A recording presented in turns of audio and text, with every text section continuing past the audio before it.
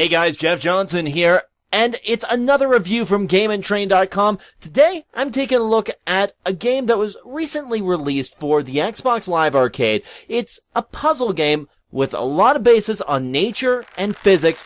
I'm taking a look at the Xbox Live Arcade game, Storm from IndiePub. So, what can I say about this game? Well, basically what you've got here in Storm, players control the weather to grow seeds into trees. Is this sounding like a bore to you? Well, give it some time. Give it some time. Have a bit of a thought about here. Basically, you're playing the role of Mother Nature. You're guiding seeds from trees through nature-themed levels set to a tranquil music background. And I'll be honest, the background music does fit the gaming elements that are present here. And you get a chance to actually manipulate a whole bunch of different weather elements, like there's wind, there's rain, there's lightning. Later on in the game, you get a chance to conjure up tornadoes. And for anybody who's wanted a chance to actually play as Mother Nature, this gives you that chance, but in a way to solve puzzles. So it's kind of cool to see that it's a different take on it. It kind of reminds me of sort of that weather controlling elements that you would see in like The Sims, where you could flood towns or burn towns to the ground with hellfire and brimstone. Actually, this is nothing like that. I'm sorry, this is nothing like that. I kind of went on a bit of a tangent there. But you can combine weather elements as well. So you can flood areas, then use the wind to push the seed over different obstacles. And what you're seeing here right now is about the first 10 levels of gameplay in the background here. And seeds are then transported past obstacles with your goals. So with gusts of winds, torrential downpours, you can actually get it so that you can use the rain element a few different times.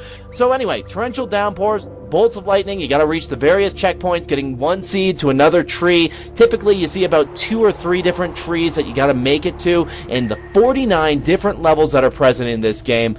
And really, what is there to say about this game? We've all seen varieties of different puzzles. I've grown up with so many different puzzles over the years, whether it be games like Tetris, Tetris Attack, Yoshi's Cookie, Palamedes, Wetris, all the sort of epic versions of puzzle games that are out there, sort of the RPG puzzles. We've all seen Bejeweled over the years, we've seen Peggled, and now you've got a puzzle game that allows you to use weather. And it's awesome to have the ability to control those different elements, to play as Mother Nature. But I don't know. To be honest, if I wasn't reviewing this game, would I want to buy this game? That's the question here.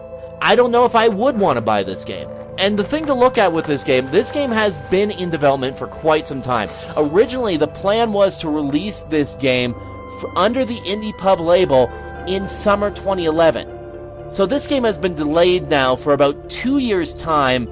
What does it have to show for it? Is this one of those games that is affected by the development cycle, or are we seeing a game here that has had a chance to build on that? Sounds really nice, looks pretty good for a 2D game, but for a game that's been in development for over 2 years, I'd expect miracles. This doesn't really give me that. In fact, the first 10 levels of the game, I was able to play through about, I'd say 20, 30, maybe 40 minutes. With 50 levels in total, you're looking at about 3-4 hours of enjoyment here. I get that there's a lot of harder levels as it goes on, like it's going to be mind-bending. It's supposed to give you a relaxing feel. Your goal is to get through the levels with the fastest time. That's where the leaderboard feature comes in. There's also Spirit Mode, which features special orbs that are placed within the levels for players to collect, and that's a means to rack up points and earn trophies as you go. And there's also a free roaming mode in there that just lets you sort of experience nature for yourself. Take it your own way. And like I said, there's an audience for this. Don't know if I'm exactly the audience for this. I don't want to be too hard on this game. But again, the question comes to me, would I buy this game? I don't know if I would. I don't know if there's enough groundbreaking elements to a puzzle game that would make me want to seek this game out, would want me to play this one. Like, if I'm to look at a game like Tetris Attack, that game was just phenomenal. I had so much fun playing that game, so much fun just going through the different levels. I played that one story mode that was there again and again and again, just to give it a go and basically play the fun factor. That's a puzzle game with fun factor. With this game, I found myself kind of bored at times. I also found myself kind of questioning, what am I supposed to do? How do I get through? What am I to do next? Also, there's times where you're playing this game where you just kind of get frustrated. Like the 4th level. You see me playing the 4th level here. And honestly, I'm left thinking to myself, how do I get back out of this pit? When all I'm supposed to do there is use the seed return button to go back to the tree. If this was any other puzzle game, you'd be screwed at that moment. You really wouldn't know what to do because you would think it would be something in-game element that would get you back to that point. Instead of just, oh, let's just return the seed to the tree. That'll solve that. Now we use the wind to go the other direction.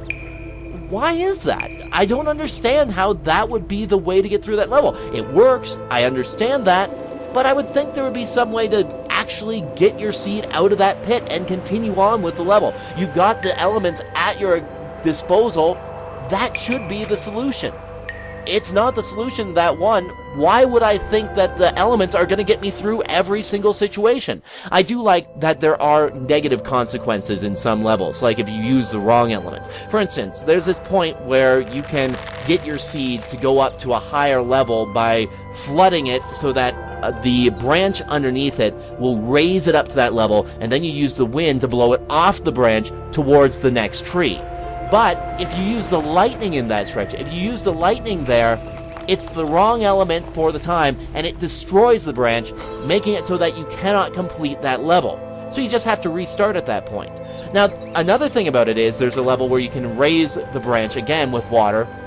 You see a trend here. You can raise the branch again, then use lightning to destroy rocks on the other side of the abutment, the cliff, whatever it's called. But you use the lightning to destroy the rocks there, and they fall underneath the branch while it's been raised to get you another level to work with. And then once the branch sinks down, you make it flood again, and you can get even higher. That's inventive. That's clever ways of doing things. So, how do I feel about this game? What do I think this game should score? Honestly, if it was me, I wouldn't pick this game up. But the thing I would say about this game is there's a lot of good going for it. Like, it's got colorful backgrounds, it's got 4 different seasons that you can play through for all the different levels, 49 levels in total, so there's some variety of gameplay to work with, even though it is just moving seeds from one side of the screen to the other. But at the times, you can also move the seeds back to the left as well, so it's not just left to right gameplay, there's left to right to right to left, and also left to right to up to left, and I'm kind of rambling at this point. But Storm, it's a decent puzzle game. If you're looking for another puzzler that you might want to try out, you may pick this game up. I personally wouldn't, but this could be a game that would work out for you. I don't think I'm this game's audience. I don't mean to be too hard on this game, because I see the good elements that are there. I see that it's got a great presentation to it, great graphics, the music fits with it. I wish there was more variety of music, but the music fits with what you're trying to play here. Give it a try. I'd say pick up the free trial of this game first to see if it's what you would like to play. For that specific puzzle audience, this game gets a 3 out of 5. For everybody else, maybe I'd give it a 2 out of 5. Puzzlers, 3 out of 5. In any case, that's my thoughts on Storm. I'm Jeff Johnson. You're watching Game On. Game On. Don't worry, we have all the codes. 111 1111. Damn. 111 1112. Damn. 111 1113. You're listening to Game On GameNTrain.com. Oh yes, 8675309. That's it. No wait, that's not it. Damn you, Tommy Two-Tone!